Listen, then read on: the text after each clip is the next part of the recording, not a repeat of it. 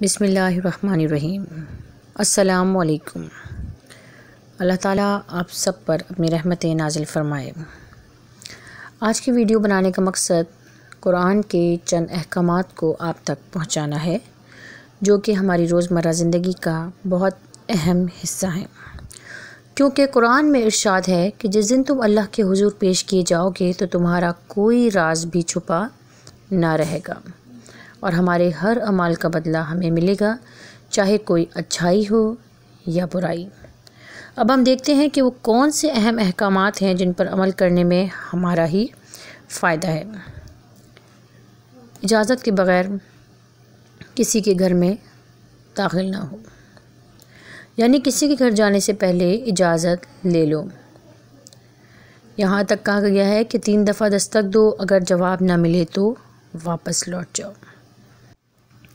لیکن افسوس کہ ہم ایسا اگر کوئی کرے بھی یا ہم بھی کسی گھر جائیں اور دروازہ بجائیں اور کوئی نہ کھولے تو ہم برا منا لیتے ہیں۔ اگلا حکم دیکھتے ہیں، آپس میں قرض کے معاملات تحریر کر لیا کرو، یعنی اگر ہم کسی کے ساتھ کوئی لین دین کا معاملہ کرتے ہیں تو اس کو تحریر کرنے میں ہی ہماری بھلائی ہے۔ اگلا ہے، کسی کی اندھی تقلید مت کریں، یعنی کہ کسی ایسے کی تقلید کریں جس کو آپ آزما چکے ہوں، جس پہ آپ کو بھروسہ ہو۔ اگلی بات کہ اگر کوئی تنگی میں ہے تو اسے قرض اتارنے میں مہلت دیا کرو۔ دیکھیں کتنی خوبصورت بات ہے کہ ہمیں دوسروں کے احساس کے بارے میں بتایا جا رہا ہے، کیونکہ غربت اور تنگ دستی جو ہے وہ کسی پر بھی آ سکتی ہے، لہٰذا اگر کسی کو تنگی میں دیکھو تو اللہ کی خاطر اس کو مہلت عطا فرما دیا کرو۔ آگے حکم ہے کہ سود مت کھاؤ، یعنی سود کی ممانعت کی گئی ہے اور اس کو اللہ اور اس کے رسول کے ساتھ جنگ سے تشبیہ دی گئی ہے اور سود کو حرام قرار دیا گیا ہے۔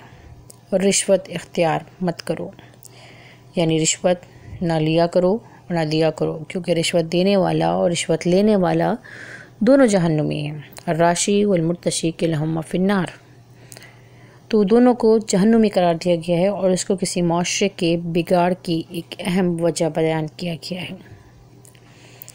اگلا حکم ہے کہ وعدوں کو پورا کرو، یعنی ایفائے عہد کا حکم دیا گیا ہے۔ جو وعدہ بھی کرو اسے ضرور پورا کرو اور وعدہ خلافی مت کرو۔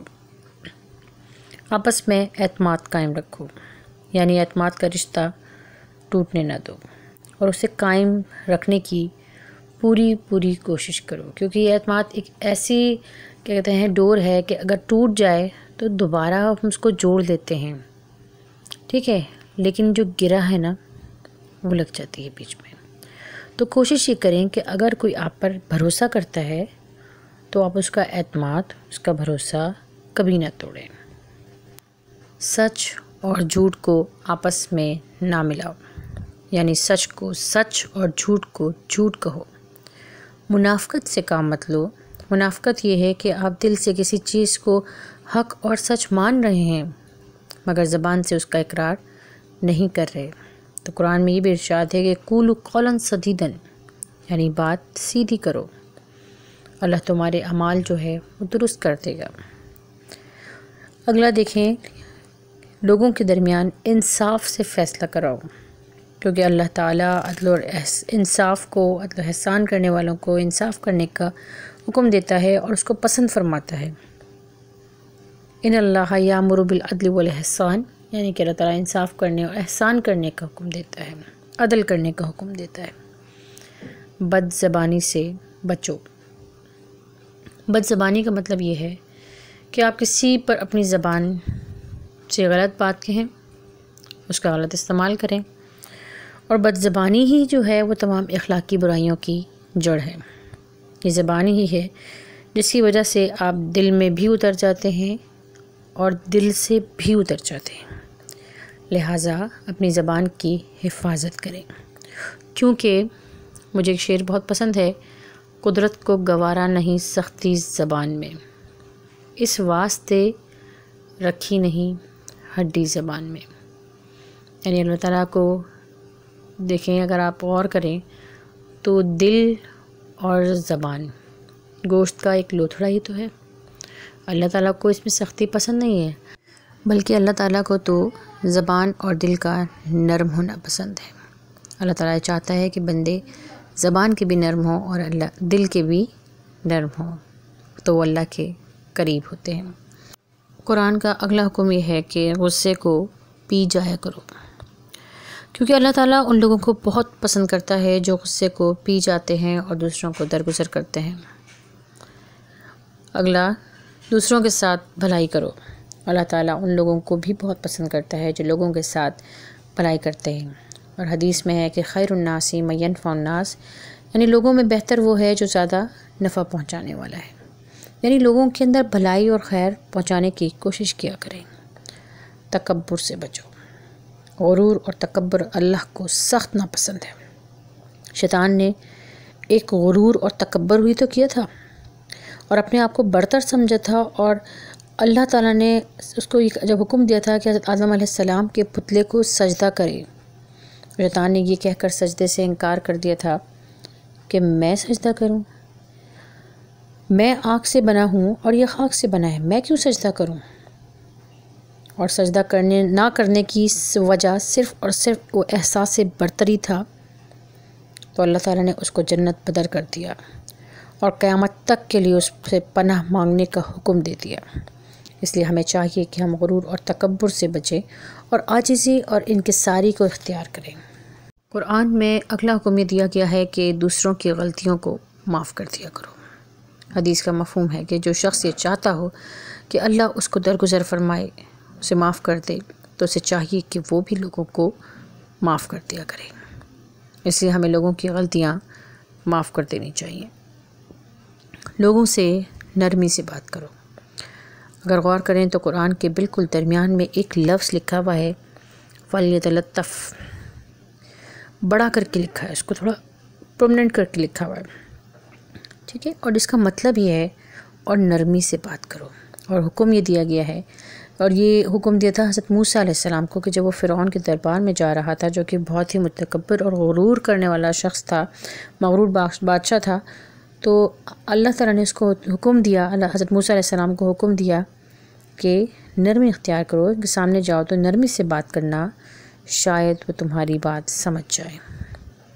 اور اس لفظ کو بڑا کر لکھنے کا مقصد صرف اتنا ہے کہ یہی تمام قرآن کا نچوڑ ہے۔ آپ صلی اللہ علیہ وسلم نے اپنی نرمی اور اخلاق کی بدولت ہی تو اپنے بڑے سے بڑے دشمنوں کو زیر کیا تھا، اور اسلام نرمی اور خوش اخلاقی کے ہتھیار سے ہی تو پھیلا تھا۔ اگلا حکم ہے کہ اپنی آواز کو پست رکھو۔ اپنی آواز کو تیز کرنا اور تیز آواز میں بات کرنا بھی اللہ کو سخت ناپسند ہے، اور یہ بھی غرور اور تکبر کے زمرے میں ہی آتا ہے۔ اس لیے اپنی آواز کو پست رکھنے کا حکم دیا ہے۔ دوسروں کا مذاق مت اڑاؤ۔ جی، یعنی قرآن میں دوسروں کا مذاق اڑانے، تمسخر اڑانے کرنے سے بھی منع کیا گیا ہے، اور کہا گیا ہے کہ کیا پتہ تم جس کا مذاق اڑا رہی ہو، کیا پتہ اللہ کی نگاہ میں وہ تم سے بہتر ہو، کیونکہ عموماً ہم کسی کا مذاق صرف اس لیے ہی اڑاتے ہیں نا کہ ہم اس کو اپنے سے کمتر سمجھ رہے ہوتے ہیں، تو ایسا کرنے سے منع کیا گیا ہے۔ والدین کا احترام اور ان کی فرما برداری کرو۔ اور تو اور یہ کہا گیا ہے کہ ان کے سامنے اف بھی مت کہو، بلکہ ان کے لیے دعا کرو کہ رب ارحمہما کما ربیانی صغیرا، کہ جیسے انہوں نے ہمیں بچپن میں ہم پر رحم کیا تھا، ایسے ہی اللہ تعالیٰ تو بھی ان پر رحم فرما۔ ان کے لیے دعا کرنے کا حکم دیا گیا، ان سے بید بھی کرنے کا حکم دیا، اور جب یہ بات کہہ دی کہ ان کو اف بھی نہ کرو تو پھر تو ساری بات ہی ختم ہو گئی۔ یعنی جب اف کرنے کو منع کیا ہے تو اس کا مطلب یہ ہے کہ بدتمیزی سے بات کرنا یا کوئی اونچی آواز میں بات کرنا یا ان کی شان میں کوئی گستاخی کرنا، اس چیز کو تو ہم سوچ بھی نہیں سکتے۔